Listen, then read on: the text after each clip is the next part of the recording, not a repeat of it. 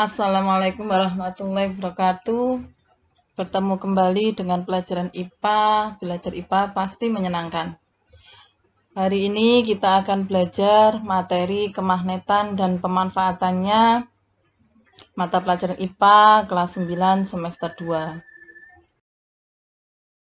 Kompetensi dasar yang akan kita pelajari kali ini yaitu adalah menerapkan konsep kemagnetan, induksi elektromagnetik, dan pemanfaatan medan magnet dalam kehidupan sehari-hari.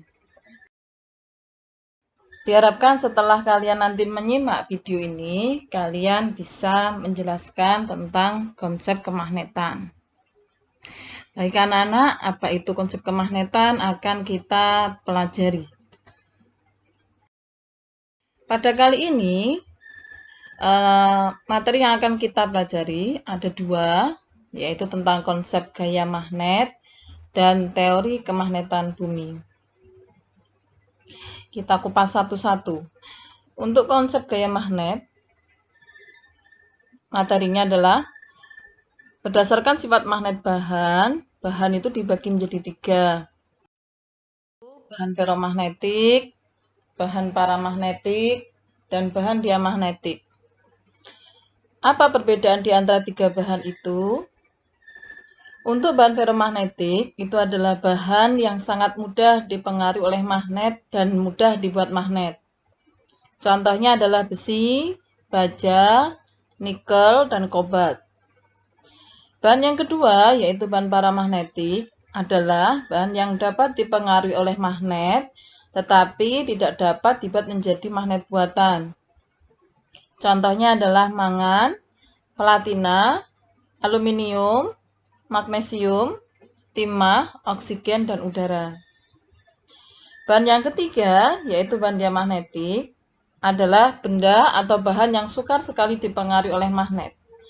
Contohnya adalah bismut, antimon, seng murni, raksa, timbal, perak, emas, air, fosfor, dan tembaga.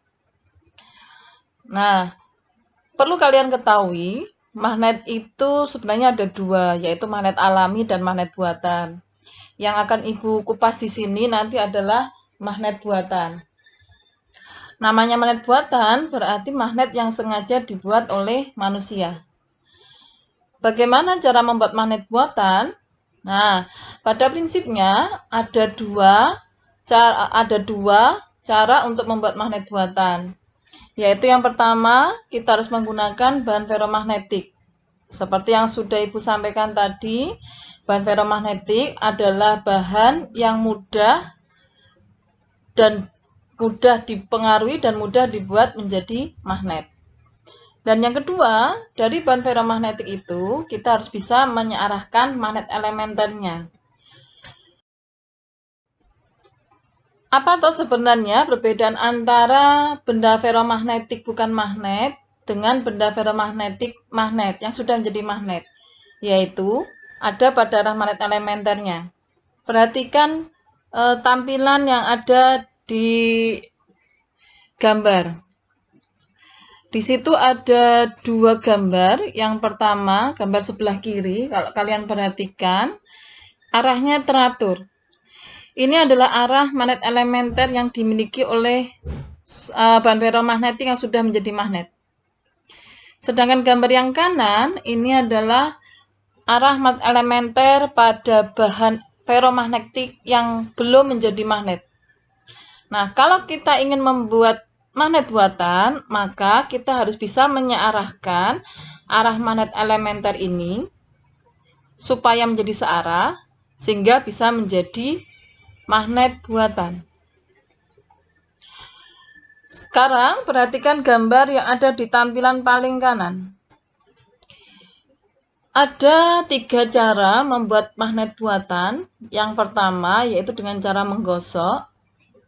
Yang kedua dialiri listrik, nanti akan dikenal dengan istilah elektromagnet.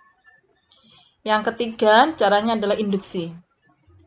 Akan kita bahas yang pertama, cara membuat magnet buatan ini. Untuk cara menggosok, kalian hanya menyiapkan 2 bahan, yaitu bahan ferromagnetik, misalkan di sini adalah besi. Yang kedua adalah magnet yang sudah jadi. Jika sudah ada dua bahan ini, maka kita bisa membuat magnet buatan dengan cara bahan ferromagnetik digosok dengan magnet buatan dengan searah, ya, dengan searah. Ya, kenapa searah? Karena tujuan kita adalah menyearahkan magnet elementer yang dimiliki oleh besi atau bahan ferromagnetik yang lain. Nah, pertanyaannya, kalau kalian ketahui, magnet itu pasti punya dua kutub, yaitu kutub utara dan kutub selatan.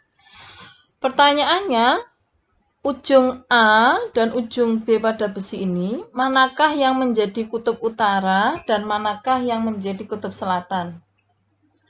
Nah, untuk mengetahui kutub yang dihasilkan dari cara menggosok ini cukup gampang. Kalian cukup memperhatikan kutub penggosok, ya. Jadi kutub magnet penggosok. Ini ya, misalkan di sini lihat di gambar, di sini adalah kutub utara, ini adalah yang menggosok. Kemudian berikutnya perhatikan ujung besi yang pertama kali digosok ujung yang mana. Kalau kamu perhatikan panahnya, ini ya, panah arah menggosok, berarti di sini adalah ujung A yang digosok pertama kali. Maka nanti ujung A ini akan menjadi kutub yang sama dengan kutub magnet penggosok. Atau kutub A ini menjadi kutub utara. Karena kutub magnet penggosoknya adalah kutub utara. Karena ujung A menjadi kutub utara, maka otomatis ujung B akan menjadi kutub selatan.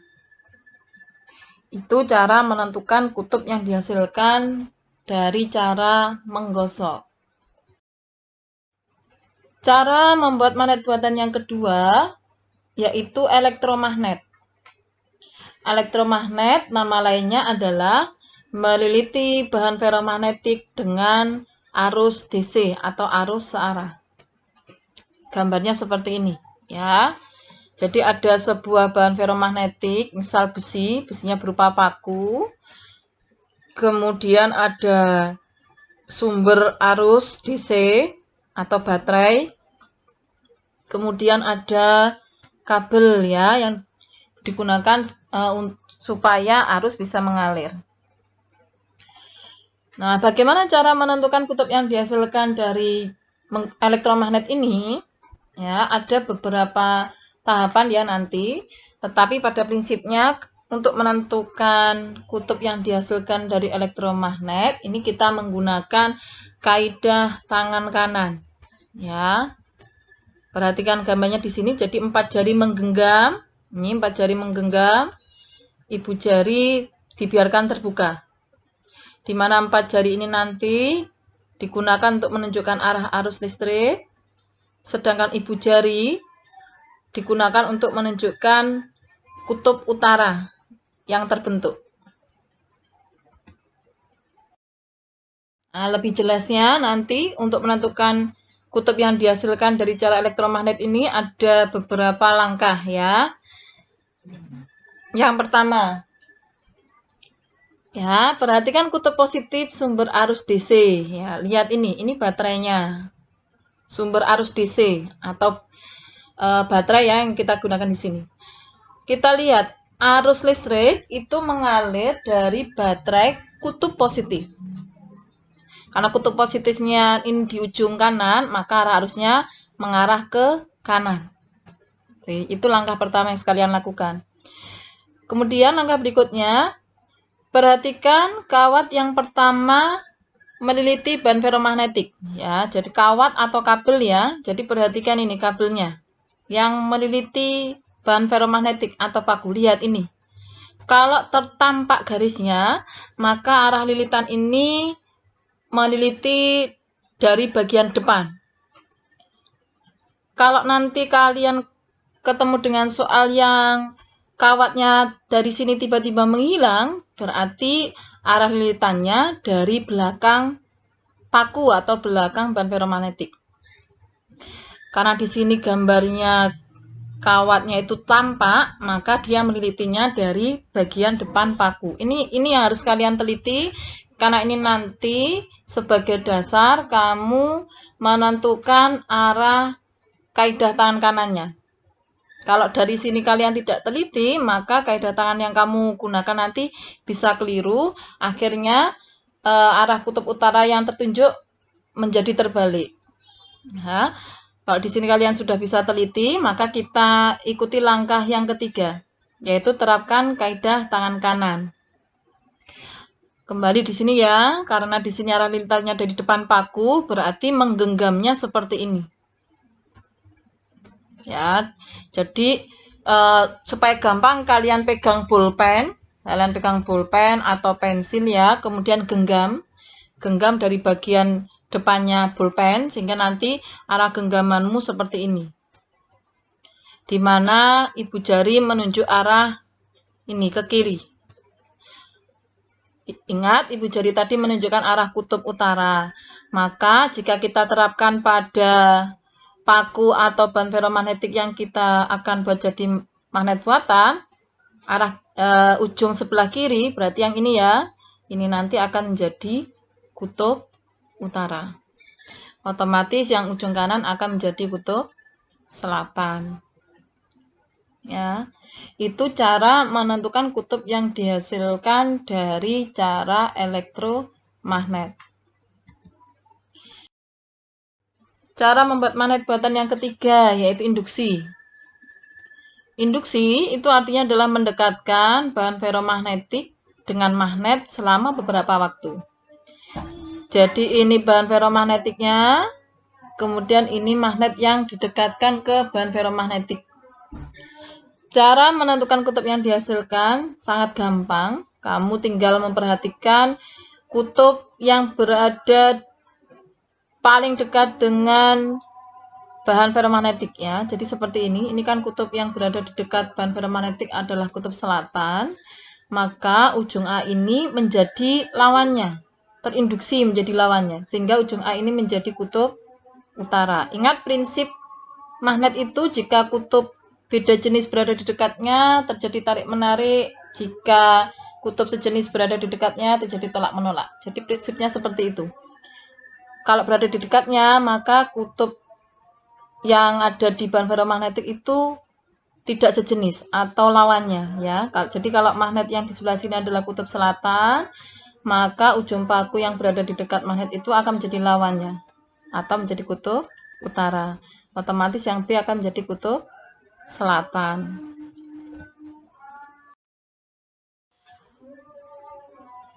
Penerapan elektromagnet dalam kehidupan sehari-hari kalian bisa lihat dari gambar ini ya, yaitu pada bel listrik atau pada relay. Nanti lebih jelasnya silahkan dibaca di buku paket ya.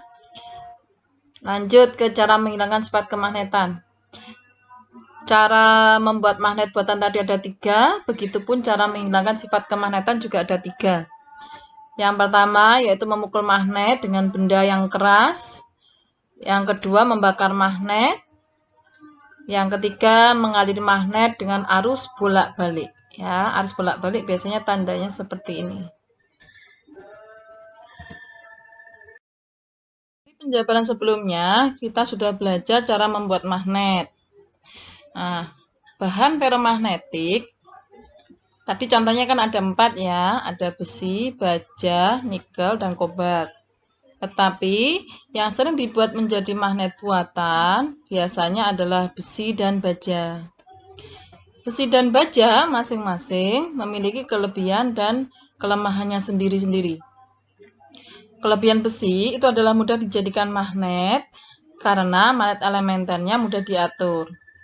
Sedangkan kelemahannya, sifat kemagnetannya mudah hilang. Jadi sebuah besi jika sudah menjadi magnet, sifat kemagnetannya mudah hilang. Sedangkan baja, kelebihannya jika sudah menjadi magnet, sifat kemagnetannya itu permanen atau tahan lama. Tetapi kelemahannya, baja itu sulit dijadikan magnet karena magnet elementernya sulit diatur. Nah, itu perlu kalian ketahui kelebihan dan kelemahan dari besi dan baja. Sekarang kita pelajari tentang teori kemagnetan bumi. Magnet bumi, ya. Percayakah kalian bahwa bumi itu mengandung magnet? Apa buktinya bahwa bumi itu mengandung magnet? Jika kalian mengetahui kompas ya anak-anak, kalau kamu perhatikan kompas itu selalu menunjuk arah utara dan kutub selatan bumi. Mengapa kompas itu selalu menunjuk arah kutub utara dan kutub selatan bumi?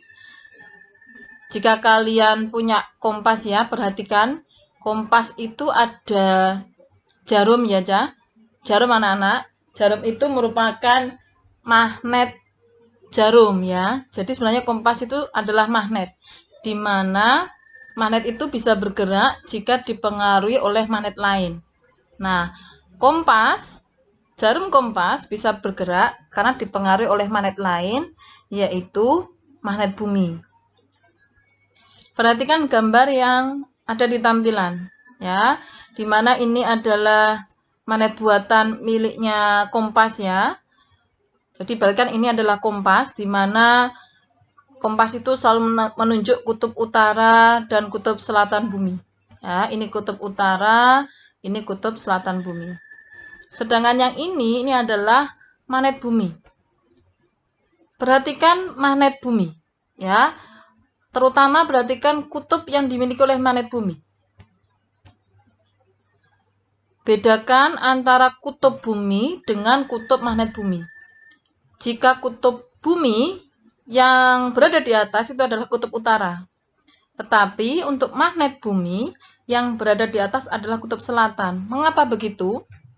Sekali lagi, Ibu tekankan, gunakan prinsip jika kutub sejenis didekatkan terjadi tolak-menolak. Jika kutub beda jenis didekatkan terjadi tarik-menarik. Jadi, yang menarik jarum kompas atau magnet jarum yang ada di kompas itu adalah kutub magnet bumi, ya. Sehingga jarum kompas yang bagian atas itu menunjuk kutub utara atau ke atas karena yang menarik adalah magnet bumi kutub selatan yang berada di atas juga. Ya, jadi sebenarnya di sini kita membahas 3 benda. Ya, yang pertama adalah bumi yang memiliki 2 kutub. Benda yang kedua yaitu magnet bumi yang juga memiliki 2 kutub. Yang ketiga adalah magnet buatan atau kompas yang juga memiliki 2 kutub. Di antara 3 benda ini yang kutubnya berbeda adalah kutub milik magnet bumi. Ya, itu supaya kalian mudah mengingatnya ya anak-anak. Jadi yang kita bahas di sini ada 3 benda yaitu kutub bumi, kutub magnet bumi, dan kutub kompas. Dari ketiga benda itu yang memiliki arah kutub berbeda adalah kutub magnet bumi. Nah, kalau kalian perhatikan gambar tadi, magnet bumi itu letaknya tidak tepat pada kutub bumi. Jadi agak miring. Itulah yang menyebabkan terjadinya istilah deklinasi dan inklinasi. Apa itu deklinasi dan inklinasi? Deklinasi itu adalah sudut yang dibentuk antara jarum kompas dengan arah utara selatan bumi. Ya, jadi ini sudut yang dibentuk. Ini namanya adalah sudut deklinasi. Sedangkan inklinasi itu adalah sudut yang dibentuk dari penyimpangan magnet terhadap arah barat dan timur geografisnya. Jadi supaya mudah di sini Bu gambarkan. Ini arah barat dan timur geografis ya anak-anak. Jadi inklinasi itu adalah sudut yang dibentuk antara jarum kompas dengan arah barat dan timur geografis. Atau paling mudahnya sudut yang dibentuk antara jarum kompas dengan garis horizontal. Jadi ini inklinasi, ini pun juga inklinasi. Yang ini deklinasi, yang ini pun juga deklinasi. Alhamdulillah kita sudah mempelajari konsep dasar kemagnetan dan juga teori magnet bumi. Semoga setelah menyimak video ini kalian semakin paham tentang materi kemagnetan. Ibu akhiri. Assalamualaikum warahmatullahi wabarakatuh.